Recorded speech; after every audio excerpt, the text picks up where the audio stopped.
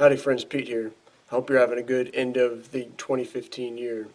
For a long time now, I've thought that a good piece of content would be a daily video recap to highlight incidents, show support to those wronged, and to name aggressors. In this video, I will cover the content posted to COPBLOCK.org on just one day, Monday, December 21st. In keeping with CopBlock's emphasis on the sharing of ideas and tactics thought effective, if you believe this format could bring value, I encourage you to replicate it and improve upon it. So let's jump right in. On the 21st, there were 7 stories posted to CopBlock.org. In the post, Most Egregious Police Killings in 2015, Ademo Freeman and Brian D. Sumner, the duo who teamed up for the Mobile Accountability for Cops tour earlier this year, released a video compilation that shows 5 incidents of police employees unjustly using lethal force. They are Charlie Koenig, killed in Los Angeles by at least 3 LAPD employees, Walter Scott, killed in North Charleston, South Carolina, by Michael Slager, Samuel Dubois, killed in Cincinnati by Ray Tinsing, Zachary Hammond, killed in Seneca, South Carolina by Mark Tiller, and Mario Woods, killed in San Francisco by multiple San Fran police employees. According to the figures given in the write-up, in addition to the 5 killings detailed in the post, 1,150 other individuals were killed this year in the USSA by police employees. See the sites killedbypolice.net and fatalencounters.org for more. It's tragic that these men were slain, but the fact that their names have galvanized others to act, and that this content exists, helps to make clear the violence that is inherent in the policing apparatus. That can only lead to more of us choosing not to grant it and its actors legitimacy. And as we all know, police employees are routinely involved in other misdeeds that do not culminate in the death of their victim. In the post, PA cop faces 20 years in prison after being duped by FBI corruption trap. Blogger Asa J focuses on Fairview Township police employee Tyson Baker. Apparently Baker didn't think it enough to kidnap and cage another person for the non-crime of possessing certain substances, so he pocketed some of their money. Baker's reputation for skimming off the top eventually attracted the attention of FBI employees, and he's now facing time in a cage. That's great, one may think. A corrupt police employee is off the streets, but the conditions that created this situation should never have occurred. That's where we should focus, at the root. Firstly, this incident centers on Baker's actions, taking money from someone. But if one starts the conversation where it begins, the underlying farce is clear, that Baker, no more than you or me, has no right to kidnap and cage another person who hasn't caused a victim. And secondly, let's not forget the fact that Baker and those employed at the FBI who quote-unquote caught him themselves subsist on money stolen from people. If theft is indeed wrong, then all police employees need to take a moment, look in the mirror, and act accordingly. Constructive content for police employees that acknowledges the good intentions but faulty means of their gig can be found at copblock.org/welcomeleos. In the post, Greenfield, Wisconsin Chief Brad Wentland drags feet on FOIA request. Why? Waukesha CopBlock founder John Freeman gives an update on the police killing of John Deringer, specifically that the killer's colleagues have closed ranks and have not been open about the incident. Not only have they not volunteered any information, but they have, in multiple times, failed to respond to his FOIA requests. In his post, John asks, are the chief's and department's images more important than the truth? Of course, the perceived legitimacy of these outfits is integral to their continued operation. Those involved with the killing of Deringer are hoping that with time, people's attention goes elsewhere, and then they can continue business as usual. Thanks to John Freeman for keeping us abreast of this situation. And who knows, perhaps John's doggedness will motivate a Greenfield, Wisconsin police employee to speak out about what went down. And in the least, his coverage is another data point that shows the pattern of violence and unaccountability inherent to the coercive, monopolistic provision of protection. Police employees in Chicago, Illinois have also taken steps to be less transparent. As Brian D. Sumner wrote, despite the many police killings that have occurred there this year, no audio exists from the incidents. Why? Because many police employees have removed the antenna from their transmitters, thereby making the recordings impossible. This brings to mind the recent push by many well-intentioned people to demand that police wear body cameras. As we found, even if police employees are equipped with such technology, which again is paid for by money stolen from you and me, it's almost never used properly and almost never made available. Much better instead for you and me to film or stream all police interactions.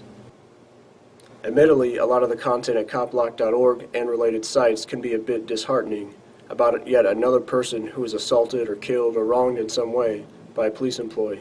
It's also important to highlight the positive things that are happening, such as the release of a new powerful app like Cell 411, or the existence of a new group, or as Scott Marshall demonstrates, proactively speaking truth to those who exhibit double standards. In the post, CopBlocker calls out state trooper for speeding.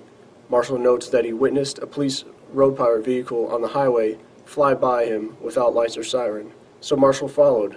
When the police employee eventually stopped, exited his car, and walked towards a police outfit, Marshall sought answers. He was met with a bad attitude, to put it plainly.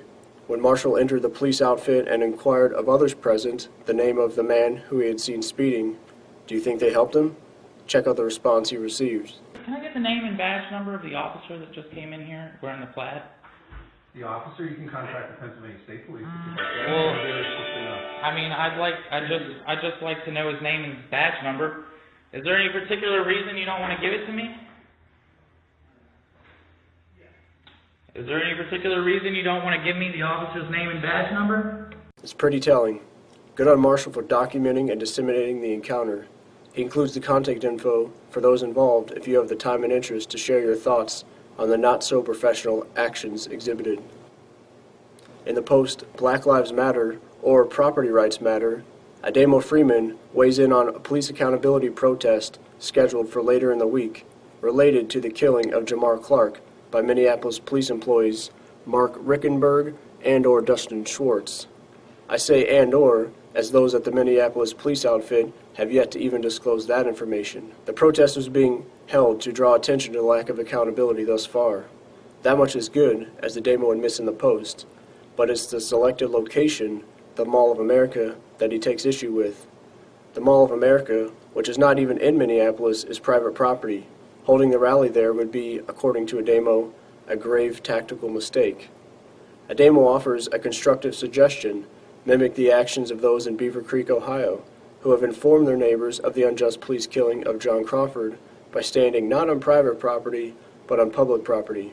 Ademo concludes his post by asking demonstrators, why don't you head down to the Minneapolis police quarters and close up that building, lock it down, never allow another cop to clock in or out of work until your demands are met. Vow to occupy all police stations, courthouses, and government buildings, which are public, until your demands are met. I certainly agree that such tactics would be much more just, because it focuses attention on those responsible and doesn't violate property rights. Perhaps even better would be to bring the conversation to the front door of those responsible, as was described in the video, How I Notified a Cop's Neighbors of His Misconduct. And lastly, I wanted to end on what I think is a very positive post by Severin Freeman, founder of Lehigh Valley CopBlock. After a 62-year-old was thrown down by an Allentown police employee for singing earlier this year, Severin said he knew that he had to focus on Allentown. Joined by a crew of active CopBlockers, whom Severin said were loyal, dedicated, and ready at a moment's notice to bring accountability to the streets, the police were, quote, no longer able to get away with anything. Their efforts have emboldened others to speak up, and recently the head of the police outfit left town. Severin notes, too, that the attitude of police employees in Allentown, which he said had been carefree, rebellious, and of zero consequences, has been replaced by one more humble. He concludes, let me be honest, even I was surprised to see the huge effect that a few dedicated bloggers with cameras can make when facing the big bad wolf. Good job, Severin and crew. Certainly it can be surprising to learn that a driven person, especially in collaboration with other good people, can have such an impact. And that's purposeful. The individuals responsible for the misdeeds discussed in this video, and for so many more that haven't even been touched on, thrive on the bad idea that they and their institution are needed to keep us safe, when in fact they do the opposite. And it's not always easy to speak up, as those most vocal are often targeted, as is visible in the dozen video playlist Severin embedded in his post. But it is necessary and appreciated if we are ever to delegitimize the coercive institution and utilize better alternatives. Thanks for watching and for doing whatever you're doing to advance the ideas of peace, justice, and self-ownership. Thanks to the efforts of the content creators I touched on today, everyone involved with the CopBlock Network, and all y'all advancing the fact that badges don't grant extra rights. We are making a difference.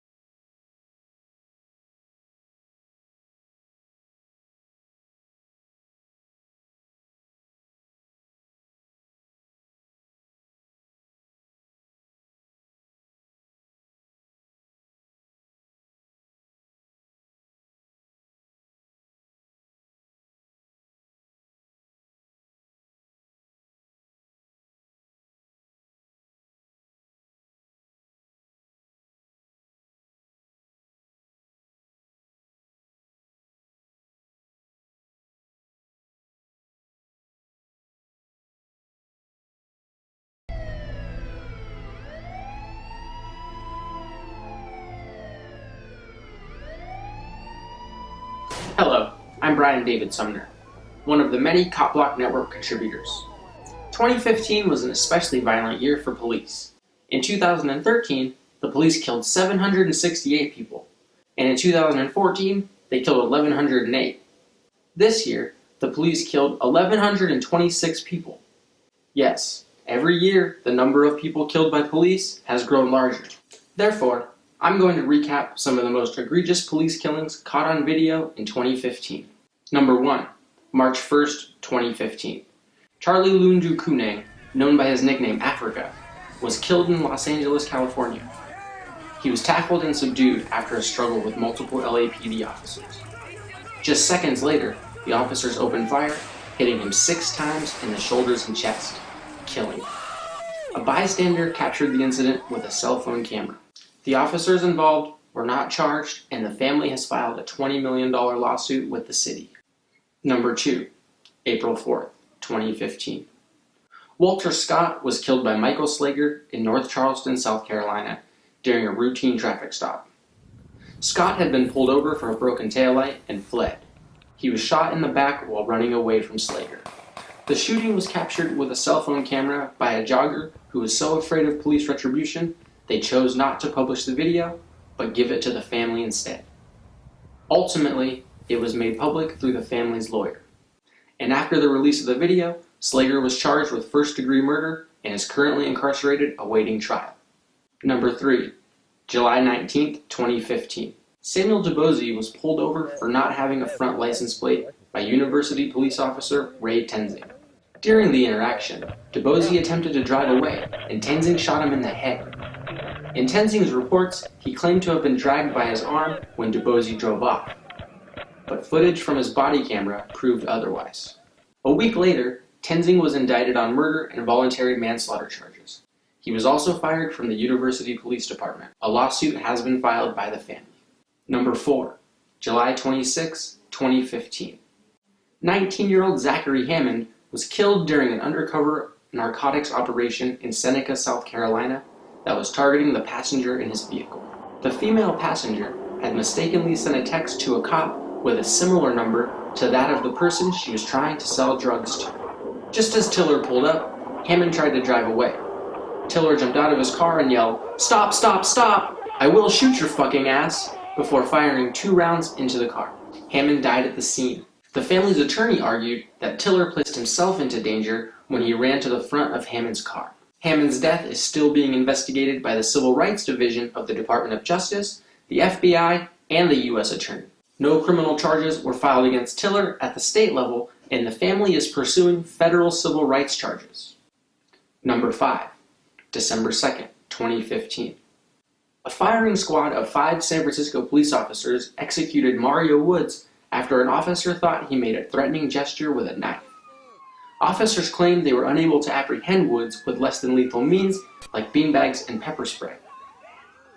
The violent nature of Mario's killing sparked protests from the community, and even the police chief said the shooting could have been avoided if the department had tasers.